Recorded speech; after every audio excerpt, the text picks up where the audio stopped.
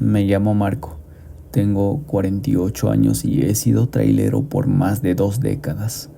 He recorrido incontables veces la ruta de Chihuahua a Tijuana, pero nunca me había ocurrido algo como lo que viví hace algunas semanas. Esa experiencia me dejó con un miedo que todavía me cuesta sacudirme. Era una noche muy oscura, sin la luna que iluminara la carretera, solo las estrellas y las luces de mi tráiler que rompían la negrura del desierto.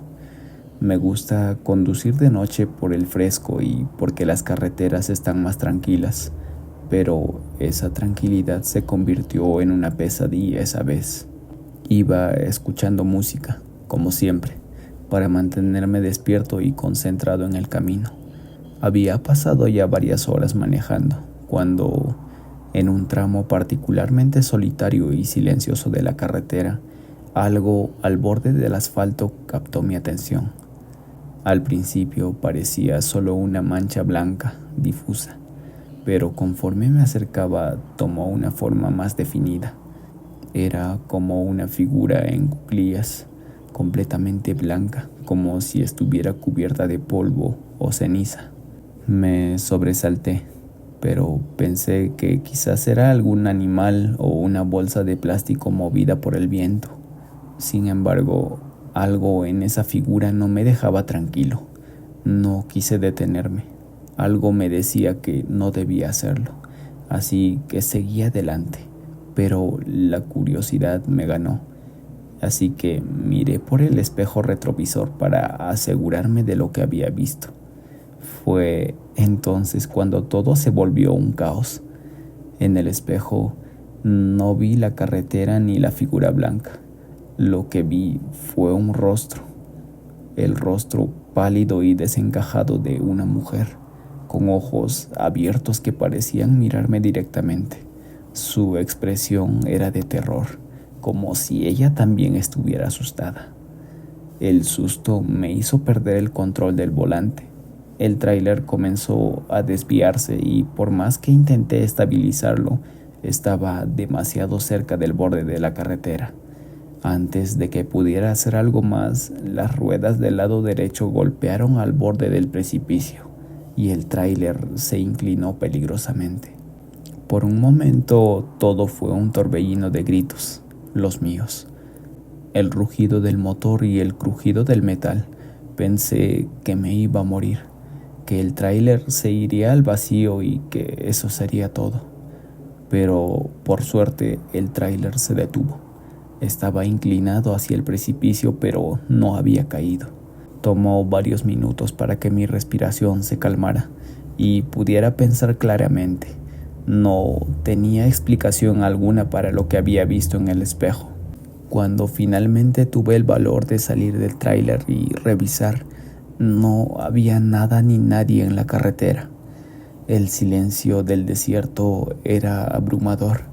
Llamé a emergencias y me ayudaron a sacar el tráiler de esa precaria posición.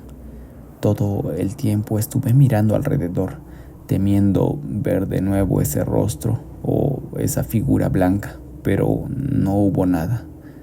Desde entonces conduzco con una sensación constante de estar siendo observado. No sé si lo que vi fue real o producto del cansancio, pero lo que sí es que nunca olvidaré ese rostro, esos ojos llenos de miedo reflejados en el espejo del retrovisor en medio de la oscuridad del desierto. Esa imagen me acompaña cada noche en mis rutas, recordándome lo cerca que estuve de no volver a ver el amanecer. Hace aproximadamente 4 años atravesé una etapa oscura de mi vida, marcada por una serie de problemas que parecían no tener fin, económicos, amorosos, personales, emocionales y de salud.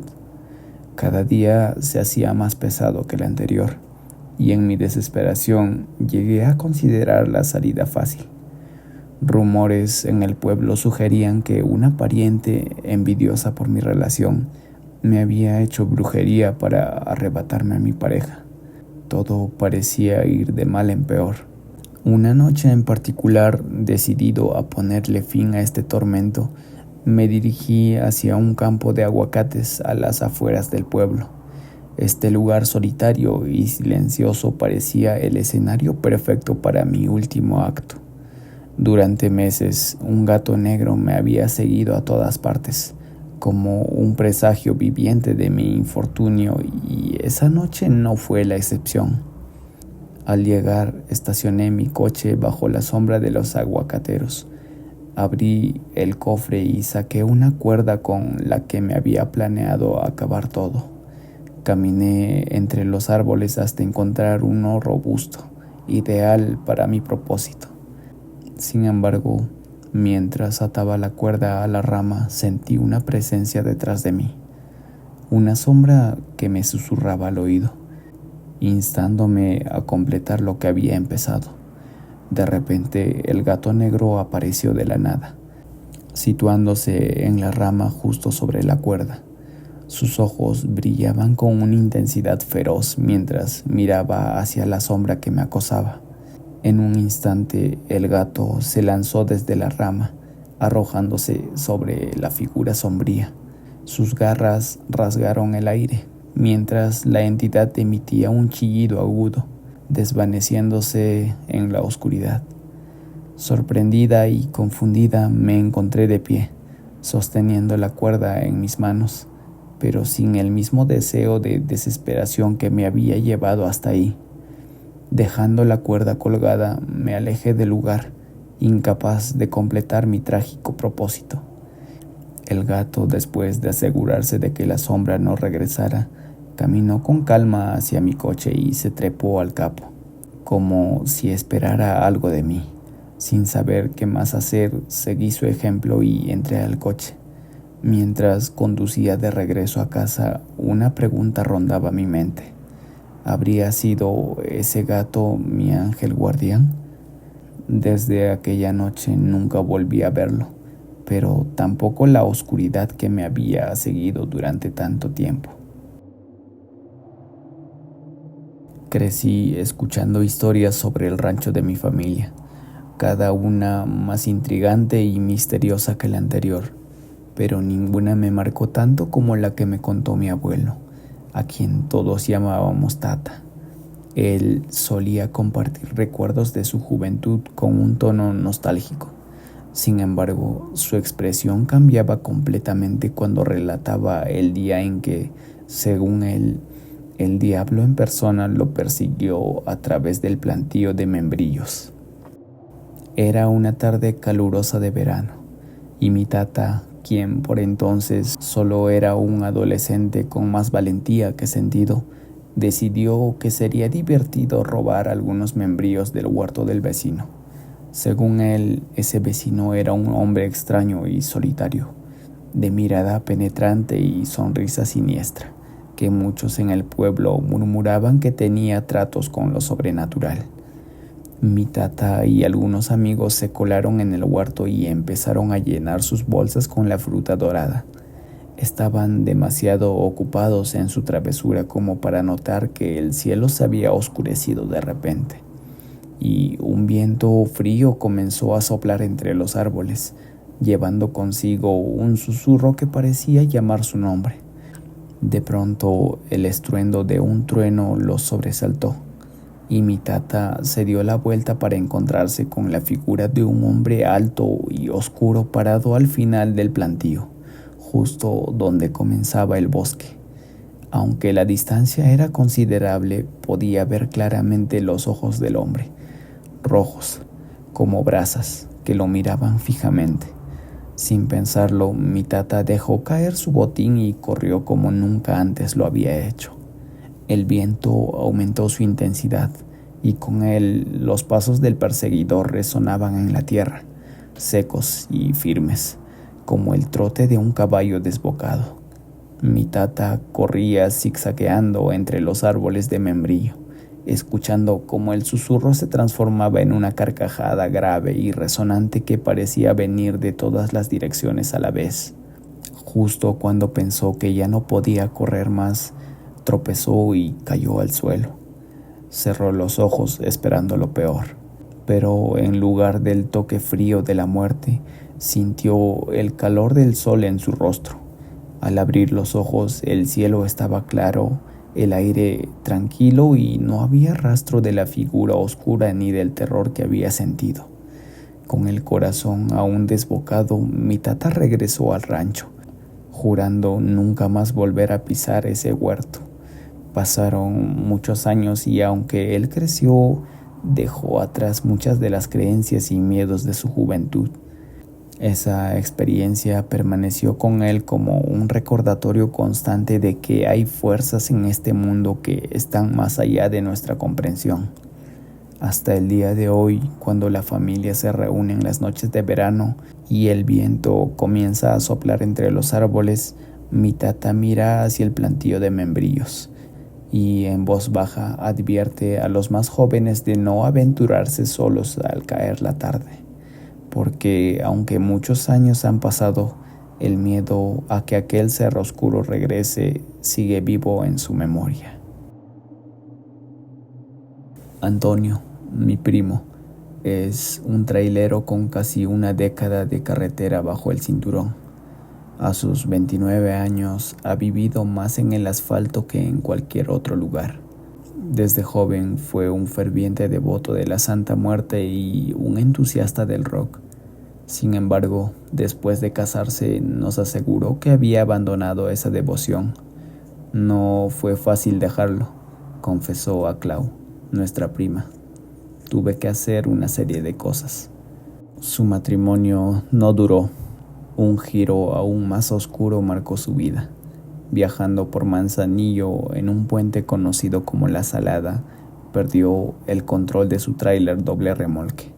El peso lo venció y el vehículo se desplomó. El accidente fue brutal. Su mandíbula quedó destrozada, reconstruida luego con titanio. Una rodilla llena de clavos y un ojo de vidrio. Ese incidente quedó registrado en los archivos de la prensa local. 3 días antes del accidente, Antonio llegó a una pensión donde se hospedaba temporalmente. Una noche, cerca de las 11, vio a un niño de unos 7 años jugando con un tráiler de juguete en el pasillo. El pequeño, con su cabello en melena cubriendo parte de su rostro, parecía hijo del dueño de la pensión. Antonio, preocupado, le sugirió ir a dormir, pero el niño solo lo miró fijamente con el único ojo visible. Al día siguiente, Antonio no vio al niño, pero esa noche lo encontró de nuevo, jugando en el estacionamiento, chocando 2 camiones de carga de juguete. Le advirtió sobre el peligro, pero el niño no le prestó atención. Incluso Antonio le ofreció uno de sus trailers de juguete que trae en la cabina, pero el niño lo rechazó y corrió. Mi primo, después de que el niño hubiera partido, se dirigió al comedor para tomar la cena. Ahí le contó a uno de sus colegas choferes sobre el pequeño que se había encontrado minutos antes en el estacionamiento. Extrañado, el otro hombre le dijo que no había visto a ningún niño, pero había la posibilidad de que fuera el hijo de la dueña de la pensión. Llegó el día de partir. El camión tenía 2 remolques de dimensiones excedentes y carga muy pesada. Cuando estaba a punto de partir con su próxima carga, Antonio le pidió a la dueña de la pensión que entregara el juguete al niño. Con sorpresa, ella respondió: «No tengo hijos». Inició el viaje, y mientras cruzaba el puente La Salada nuevamente, sintió una vez más el peso abrumador y comenzó a perder el control del camión hasta que se dio lo inevitable. Se fue al precipicio. En plena caída, juraría haber visto unas pequeñas manos sosteniéndolo del asiento, hasta que perdió el conocimiento. Despertó fuera del tráiler, entre patrullas y ambulancias. Entre la multitud vio al mismo niño, con su cabello cubriendo parte del rostro. Al preguntarle qué hacía ahí, el niño solo señaló hacia donde yacía mi primo, siendo reanimado por los paramédicos. En el hospital, tras una larga recuperación, Antonio recibió la visita del enigmático niño. Con una sonrisa se recogió el cabello en una cola, revelando que también le faltaba un ojo. ¿Cómo entraste? ¿Qué haces aquí?, preguntó Antonio, a lo que el niño solo sonrió siniestramente y desapareció. Él nunca supo si fue una advertencia o un castigo de la Santa Muerte por haberla abandonado. Aunque deja la carretera por un tiempo para recuperarse, su vida nunca volvió a ser la misma. Y aunque insiste en que no fue una alucinación, la duda permanece.